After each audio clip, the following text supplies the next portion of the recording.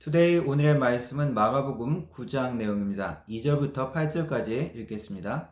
엿새 후에 예수께서 베드로와 야고보와 요한을 데리시고 따로 높은 산에 올라가셨더니 그들 앞에서 변형되사 그곳이 광채가 나며 세상에서 빨래하는 자가 그렇게 희게 할 수 없을 만큼 매우 희어졌더라.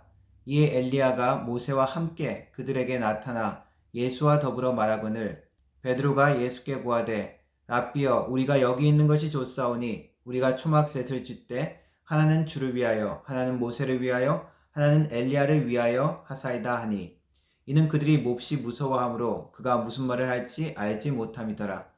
마침 구름이 와서 그들을 덮으며 구름 속에서 소리가 나되 이는 내 사랑하는 아들이니 너희는 그의 말을 들으라 하는지라. 문득 둘러보니 아무도 보이지 아니하고 오직 예수와 자기들 뿐이었더라. 아멘. 마가복음의 구성은 8, 9장을 거치면서 초기에 예수님의 사역 이야기가 끝나고 후반부로 들어가게 되어집니다. 그러면서 예수님이 어떤 분이신지 점점 더 명확하게 드러내 보여주고 있습니다. 8장에서는 베드로의 고백을 통해서 예수 그리스도가 메시아, 그리스도인 것을 밝혀줍니다.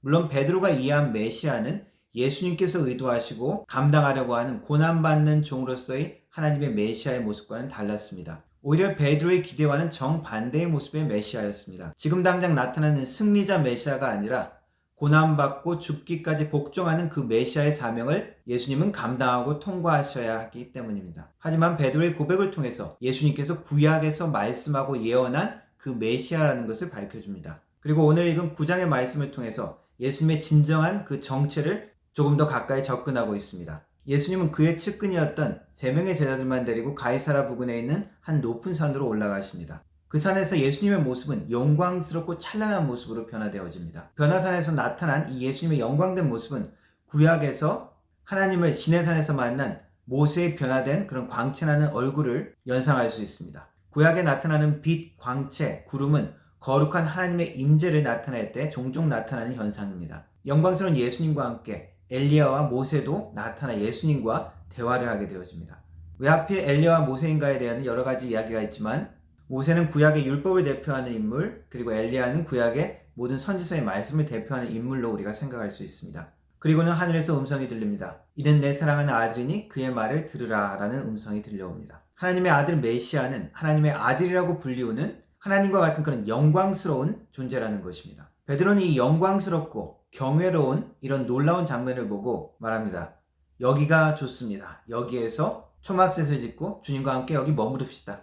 그냥 내려가지 말고 여기 잡시다. 그렇게 이야기하는 것입니다. 성경은 예수님의 제자들이 너무 두려워해서 무슨 말을 하는지 모르는 상태였다고 기록하고 있습니다. 우리는 종종 영광스럽고 거룩한 순간만을 경험하기 원합니다. 특별한 고통과 고민할 필요가 없는 하나님의 사랑과 은혜와 보호와 안식이 있는 그런 평안한 그러한 가운데 있기를 원하죠. 그냥 세상 고민 안 하고 그냥 기도만 하고 예배만 드렸으면 좋겠다 싶을 때도 있습니다. 그러나 하나님께서 정하신 이 땅에 사명과 때가 있습니다.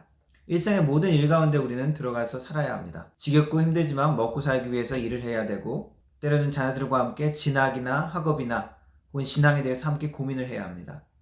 교회 생활도 그냥 가서 예배하고 기도만 드리면 될 것 같은데 때로는 마음 안 맞는 누군가와 함께 지내야 하고 교회라는 이름으로 연합해야 되는 숙제가 우리에게 있습니다. 우리가 이 땅에 살고 있는 이 삶은 우리는 거룩한 곳에만 머물러 있을 수 없다는 것입니다. 예수님께서도 영광스럽고 찬란한 그 자리를 버려두시고 이 땅에 오셔서 우리와 함께 하시는 그 사명을 감당하셨습니다. 계속 그를 반대하고 공격하고 그를 죽이려고 하는 유대 지도자들을 대면해야 했습니다. 또한 아무리 가르쳐도 깨닫지 못하는 그 제자들을 인내하면서 함께 해주셨습니다. 그들이 예수님을 버리고 배반하는 순간에도 그들을 놓지 않고 그들을 용서하시는 것이 예수님의 사명이셨습니다. 예수님께서도 그 변화산에서 그냥 머물러 계셨으면 좋았을 테지만 예수님은 이제 산을 내려가셔야 되고 다시 그를 반대하는 유대 지도자들을 만나야 하고 그리고 그를 죽여서 십자가에 못 박으려고 하는 그 예루살렘으로 예수님은 가셔야 했습니다. 그냥 영광스럽고 찬란한 그 변화산에 머물러 있으실 수 없으셨던 것입니다. 말씀을 통해서는 메시아의 비밀이 서서히 밝혀집니다. 예수님이 어떤 분이신지를 가르쳐주고 그분의 삶을 통해서 우리가 어떻게 살아야 될지를 말씀하고 있는 것입니다. 우리의 삶의 목적과 방향을 말씀해 주시는 것이고 우리의 존재, 삶의 의미를 보여주시는 것입니다. 오늘 말씀은 문득 모든 그 찬란한 것이 사라지고 오직 예수만 그들 곁에 남아있다라고 이야기하고 있습니다. 영광스럽고 감격스러운 장면은 사라지고 예수님과 제자들은 이제 다시 수고하고 인내하고 고통을 감내하면서 끝내야 될 사명의 자리로 돌아온 것입니다. 하늘의 음성이 그들에게 무엇이라고 말씀하셨습니까? 예수님의 말씀에 귀를 기울이고 그 말씀을 따르라고 이야기했습니다. 우리에게도 주시는 동일한 말씀입니다. 언젠가는 우리가 주님과 함께 영원히 함께할 영광스러운 순간이 올 것입니다.